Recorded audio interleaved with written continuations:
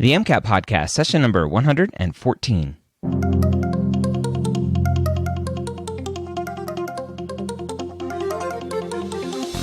A collaboration between the medical school headquarters and Next Step Test Prep. The MCAT Podcast is here to make sure you have the information you need to succeed on your MCAT test day. We all know that the MCAT is one of the biggest hurdles you'll face as a pre-med. We're here to give you the motivation and information that you need to know to help get you the score you deserve so you can one day call yourself a med student.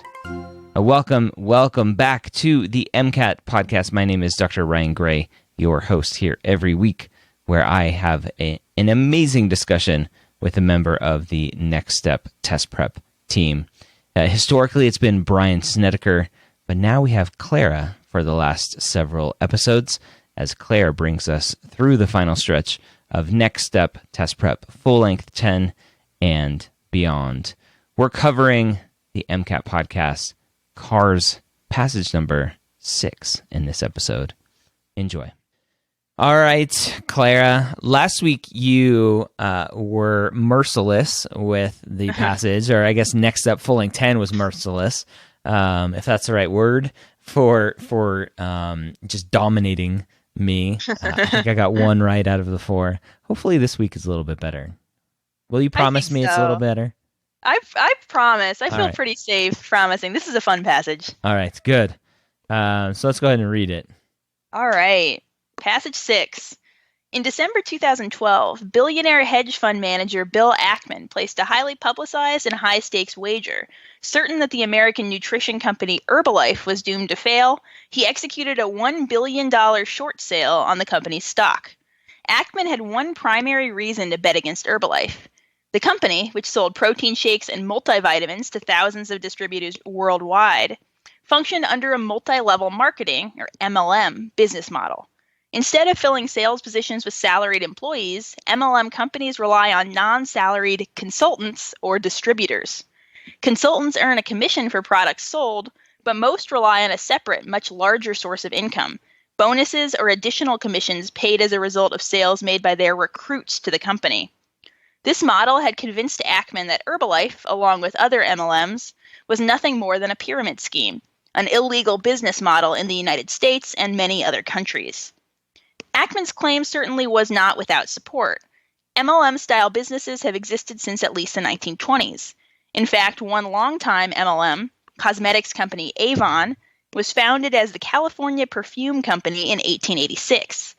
Throughout this long history, hundreds of thousands of consultants have lost money, often due to large or regular purchases of inventory, initial fees, or travel expenses associated with motivational events. The Statistic Brain Research Institute estimates that of more than 18 million individuals directly involved in MLM businesses, 99.7% lost money. Many of these individuals were attracted to these opportunities by promises of dictating their own schedule or being their own boss, and a large proportion were mothers or fathers, some of whom went into significant debt to pay for their future business. In recent years, some MLMs have been accused of encouraging consultants to take out loans to pay for inventory that they often fail to reimburse if the consultant chooses to leave the organization. Nevertheless, vocal supporters of MLM businesses certainly exist. Tiffany Ruiz, a recent recruit to Cutco Corporation, an MLM oriented around sales of kitchen knives, vehemently defends the controversial business model. "You get out what you put in," said Ruiz. "Plenty of consultants lose interest quickly, and of course they suffer a financial hit. But the network associated with Cutco is amazing, and I get to keep a portion of the sales from everyone I recruit." In fact, Ruiz's recruits, or downline, are non-existent as of yet, but she feels certain that this is about to change. With an established downline, she'll be able to start earning back her initial investment, used to acquire a set of knives for demonstrations to potential customers. All right.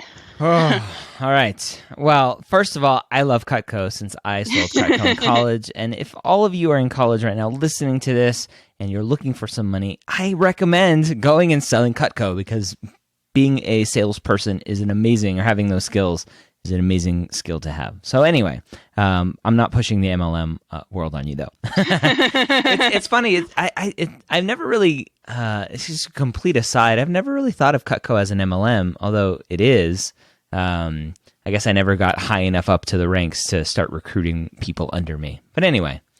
I think Cutco is more focused on sales than recruiting. So they, there's some variation, but this will be a good exercise in answering questions outside of your own knowledge, right? Yeah, it'll be interesting. All right, so question 31. Mary Masterson, a friend of Tiffany Ruiz, works full-time as a consultant for Herbalife. All of the following individuals are expected to benefit from the sales of Miss Masterson's downline, except A, Miss Masterson herself, B, Bill Ackman, C, Herbalife upper management, or D, the downline consultant who made most of the sales but who joined Herbalife only a month ago.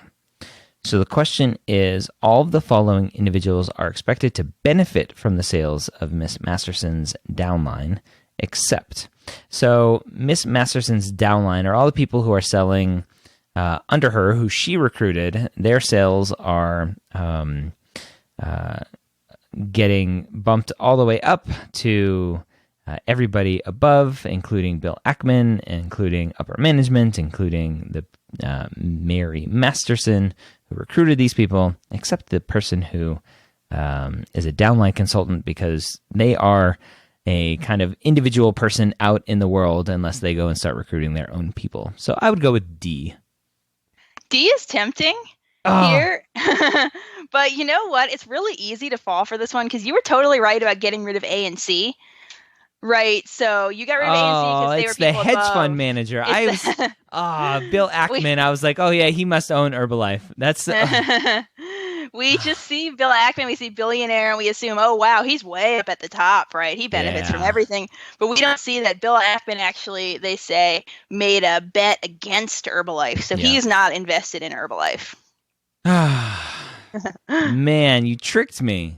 It's tricky for sure. Yeah. So without going back and just glancing, saying, okay, Bill is this person, Miss Masterson is that person, Herbalife upper management is self-explanatory.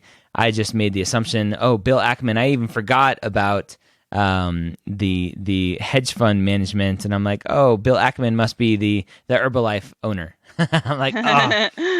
Yeah. Right. Easy to do, but yeah, for one like this where we know exactly where everybody's discussed in the passage, it doesn't hurt. Just go back to Bill Ackman. It'll only take like 10 seconds and it can save us from making a mistake. Yeah. Okay. All right. Great. All right. So the answer to that one was D, by the way, if it wasn't clear. Bill Ackman, but D was the one you'd crossed out. But I see. So the reason why you crossed out D was because it says the downline consultant, but it says the downline consultant who made most of the sales. So since she made most of the sales, she would benefit from them. Yep. Okay. All right. Okay. Moving on. Number 33. An assumption implicit in paragraph 3 of this passage is that choice A, Ruiz is able to maintain interest in Cutco better than the consultants who end up losing money. B, individuals who joined MLMs recently tend to defend them more wholeheartedly than individuals who have been with them for an extended period. C, Ruiz is unlikely to ever recruit individuals to fill her downline. And D, Ruiz is unlikely to earn back the value of her initial investment through direct sales alone. All right. Assumption implicit in paragraph 3. So paragraph 3 is all about Tiffany Ruiz. She's a recent recruit. She defends the business model. You get out what you put into it. Plenty of consultants lose interest quickly. They suffer a financial hit. The network associated with Cutco is amazing. I keep a portion of the sales of everybody who I recruit. And she says that her downline is non-existent, but she feels certain that is about to change. All right, so assumption implicit. So Ruiz is able to maintain interest in Cutco better than the consultants who end up losing money. That's potentially it because she's like super passionate and interested. So I'll keep that one in my back pocket for now. Individuals who joined MLMs recently tend to defend them more wholeheartedly than individuals who have been with them for an extended period. I'm not sure that they're trying to tell us that, so I'll leave that one for now. C, Ruiz is unlikely to ever recruit individuals to fill her downline. She's saying she's about to change that, so I wouldn't say that one. And Ruiz is unlikely to earn back the value of her initial investment through direct sales alone. Again, I wouldn't say that because it says she'll be able to start earning back her initial investment used to acquire the set of knives. So I would go...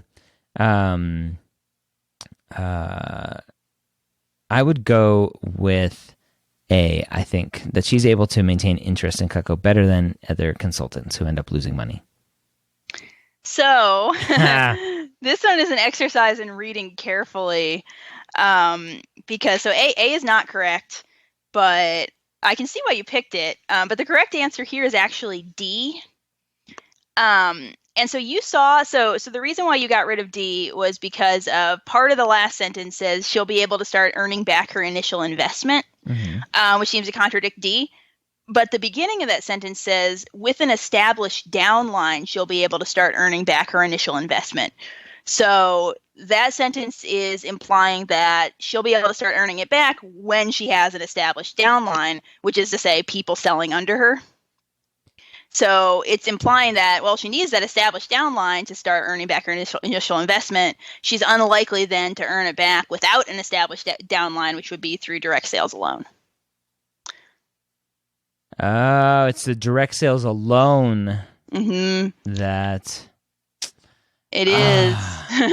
Because she could totally earn it back according to the passage, of course. I was going to start fighting you on that one. I'm like, this is a terrible question, terrible answers, but it's the direct sales alone that is against. Indeed. Oh. And she might believe differently, or we might believe differently, but it's asking about the passage, so that means it's asking about basically what the author is saying. And the author says, with an established downline, that's how she'd be able to start earning. Darn you, MCAT. But yeah, so the rest, so you were right in getting rid of B and C. The one that you chose, A, Ruth is able to maintain interest in Cutco better than the consultants who end up losing money. They don't imply it anywhere, but I was like, it has to be the answer because D's not right. Totally. Yeah, that would make A tempting, but we don't actually know how anyone feels about Cutco except for Ruiz. So everyone else, even the people who lost money, could be like crazy into it for all we know. So that's why A is not supported. I like Cutco. Yeah, totally. All right. Yeah. Oh, I'm feeling defeated. All right, question 34. Tiffany Ruiz would be least likely to give which of the following as an example of a benefit of her role as a Cutco consultant? A, an opportunity to gain interest on her initial investment. B, a close relationship with her downline, earlier Cutco recruits or others. C, the chance to earn income without directly making sales. Or D, the opportunity to work to gain advantages associated with downline recruits. And so this is a least likely one. So like an except one, you have to be careful. Would be least likely to give which of the following as an example of a benefit of her role as a Cutco consultant. So A, right off the bat, stood out to me as something that I don't remember hearing about interest on the initial investment, because the initial investment is knives, so you're not earning interest on knives. B, closer relationship, she talks with the network. C, the chance to earn income directly without directly making sales is obviously the downline, which is a benefit. And then D, the opportunity to work to gain advantages associated with downline recruits is a huge benefit as well. So I would go with A. You're correct. All right, finally one. You got it. Yeah, and your reasoning was perfect too. Interest on that investment, they never mentioned that. And yeah, the investment is knives used for demonstrations, so that's not going to earn interest. And I still have my knives from 18 years ago when I made my initial investment. So, and it's a pretty small investment. I think for my set of knives, this was back again 1999-ish.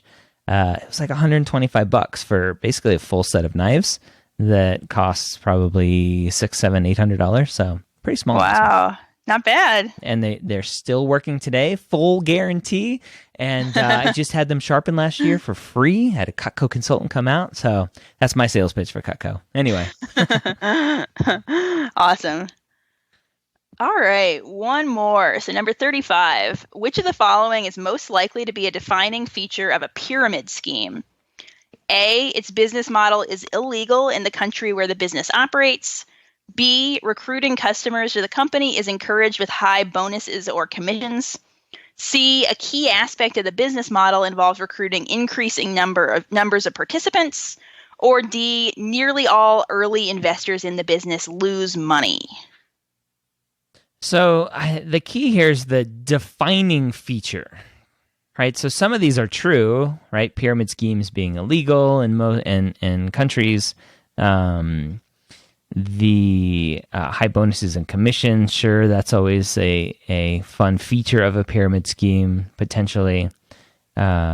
So the defining feature, though, I would say, based on what the passage says, and maybe this passage is harder because I'm drawing too much on maybe personal knowledge instead of just reading the passage, but the answer that really stands out to me is a key aspect of the business model involves recruiting increasing numbers of participants, because that's how it works, is you just get more and more and more people, and hopefully one of those will make some sales. So I would go with C here as the defining feature.